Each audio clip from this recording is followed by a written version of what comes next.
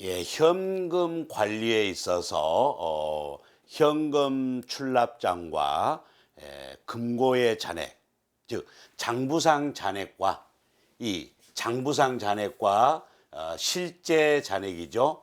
이렇게 차이가 나더란 얘기입니다. 300원이 어떻습니까? 300원이 많다라고 표시하겠습니까? 아니면은 300원이 적다라고 표시하시겠습니까? 여러분들 생각은 지금 현금 출납장은 장부에 1,000원이 잔액이 남아 있고 금고에는 700원이 있습니다. 그러면 여러분들이 지금 현금이 남는다라고 얘기를 하겠어요? 부족하다라고 얘기하겠어요? 예, 거의 대부분이 현금이 부족하다. 얼마가 부족하다? 300원이 부족하다. 이렇게 얘기를 하겠죠? 예. 자, 그렇다는 것은 결국은 이 금고에 기준을 두고 있다는 얘기죠. 금고에다가 기준을 두고 이제 우리가 판단하는 거죠. 금고에 적더란 얘기입니다. 그래서 금고에 기준을 두고 700원이기 때문에 어때요? 장부에는 1,000원인데 700원밖에 없다. 그럼 여기에 기준을 두고 어떻게 해야 될까요? 장부를 수정을 해줘야 됩니다. 그래서 현금 출납장의 잔액이 700원이 되도록 하기 위해서는 어떨까요? 출금을 300원 해줘야 되겠죠? 현금 출금. 그래서 요 300원 출금을 시키는 게 바로 대변의 자산 감소로서 현금 300원 이렇게 해줘야 돼요. 그래서 금고에 맞춰야 된다는 얘기죠. 실제 잔액에. 그래서 현금 출납장에 잔액이 1,000원이니까 700원이 되도록 하려면은 이렇게 출금이 되는 쪽에 300원. 그래서 대변에 자산 감소로서 현금 300원. 이러면 이제 현금 출납장의 잔액이 700원이 되죠. 자, 그런데 복식부기 원리에서는 이렇게 대변만 이렇게 두면 안 되잖아요. 그러면 이 부분은 차변에는 300원 이걸 뭐로 할까 하는 거예요. 그래서 나중에 그 원인을 찾아야 되는데 찾기 위해서 지금 임시로 우리는 설정해 놓은 명칭이 바로 현금 과부족이라고 하는 겁니다.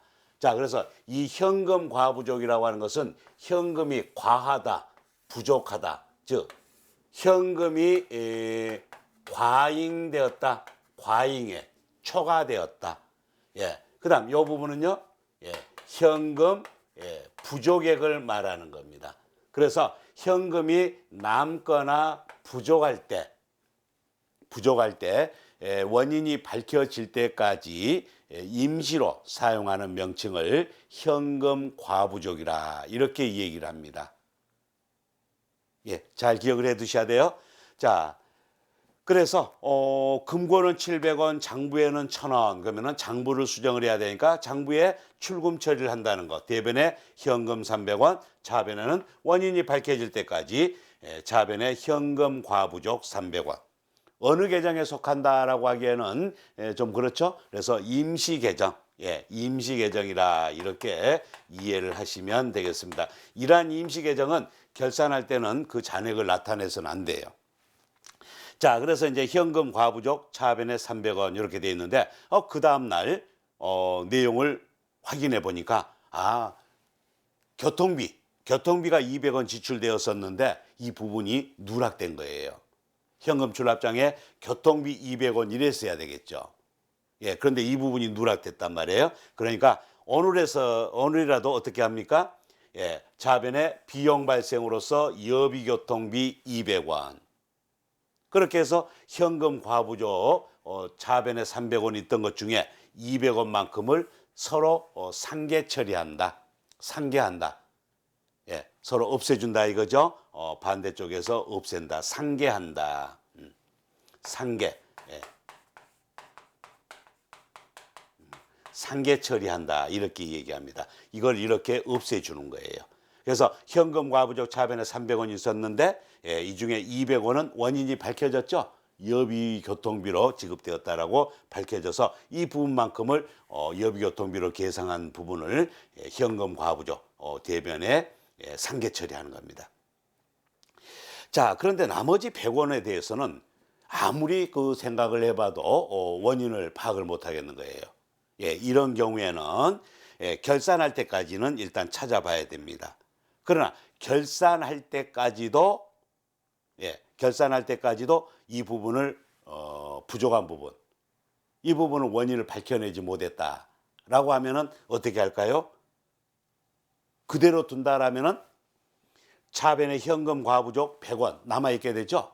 이러한 현금 과부족이라고 하는 이런 임시 계정, 이런 것들은 재무상태표를 작성할 때 그 작성 기준에서 이렇게 얘기했었죠. 마지막 부분에 가지금, 가수금 등의 미결산 항목은 표시하지 않도록 하는 거였죠. 표시 금지. 그러니까 그 내용을 나타내는 적절한 계정 과목으로 대체시켜야지 이러한 임시 계정 과목의 잔액을 재무상태표에 이렇게 나타내면은 정보 이용자 입장에서 봤을 때 어떨까요? 이게 뭐고 이래 되겠죠. 그렇죠? 그래서 부족하다, 원인이 밝혀지지 않았다 이러면 결산할 때 어떻게 하죠? 현금 과부족 100원 이렇게 남겨두는 게 아니라 이거를 대변에 상계 처리하고 그만큼을 차변에 비용 발생으로서 잡손실 100원 이렇게 해야 되겠습니다. 100원입니다. 100원. 그래서 잡손실은 영업 외적인 비용으로 이렇게 분류가 되겠습니다. 자, 그래서 현금이 이렇게 이제 부족하다. 금고를 기준으로 해서 봤을 때 현금이 없구나, 부족하다 이러면은 해당 장부를 현금 출납장에서 그 잔액을 맞춰줘야 되겠다 하는 얘기입니다. 자, 이 경우는 또 반대되는 경우를 제가 한번 봤어요. 실제 금고의 잔액은 얼마입니까? 1,500원이에요. 그런데 현금을 관리하는 장부, 즉 현금 출납장상의 잔액은 1,000원이에요. 그런데 금고에는 1,500원이 있는데 장부에는 1,000원밖에 기록이 안 돼 있다. 계산이 안 된다 이거죠. 자, 그러면은 이게 무슨 말이에요? 현금이 500원이 들어온 걸 이 장부상에 기록이 누락됐다라고 이렇게 봐야 되겠죠. 그렇죠? 그러면 이 경우에도 이 금고에 있는 잔액, 즉 실제 잔액을 기준으로 하는 겁니다. 이걸 기준으로 해서 장부를 수정을 해야 돼요. 이때 장부상에는 1,000원인데 현금이 1,500원 있다. 500원 남으니까 이건 내 호주머니에 들어간다. 이러면 안 되겠죠. 실제 잔액에 맞춰서 장부를 수정해야 됩니다. 그래서 입금, 출금, 잔액 이렇게 했을 때 입금을 잡아줘야 돼요. 얼마를 500원 입금을 잡아주면 더하게 되죠. 그래서 잔액이 얼마가 되죠? 1,500원 이렇게 될 겁니다. 자, 그래서 입금 처리를 500원 해야 되기 때문에 그 부분이 붕괴를 한다면 차변의 자산 증가로서 현금 500원 이렇게 되겠죠? 그리고 반대편 대변에는 이 500원의 명칭을 현금 과부족. 그래서 현금 과부족은 현금 과잉액 또는 현금 부족액을 나타낼 때 사용하는 임시 계정 과목이라고 그랬잖아요. 그래서 현금이 입금이 됐는데 그 내용을 지금 모릅니다. 그렇기 때문에 남는다라는 표시입니다. 현금 과잉액이죠.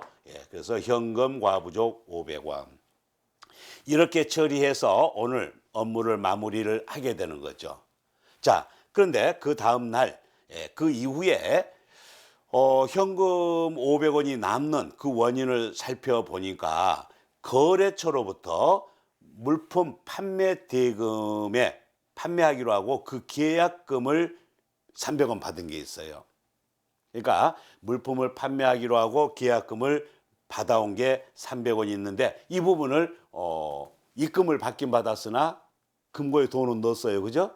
그러나 현금 출납장에는 입금 처리가 빠져 있었다, 누락되었다라는 얘기입니다. 그래서 이 경우에는 대변의 부채 증가로서 선수금 300원. 그러면서 이 임시 계정 과목인 현금 과부족을 차변에 300원.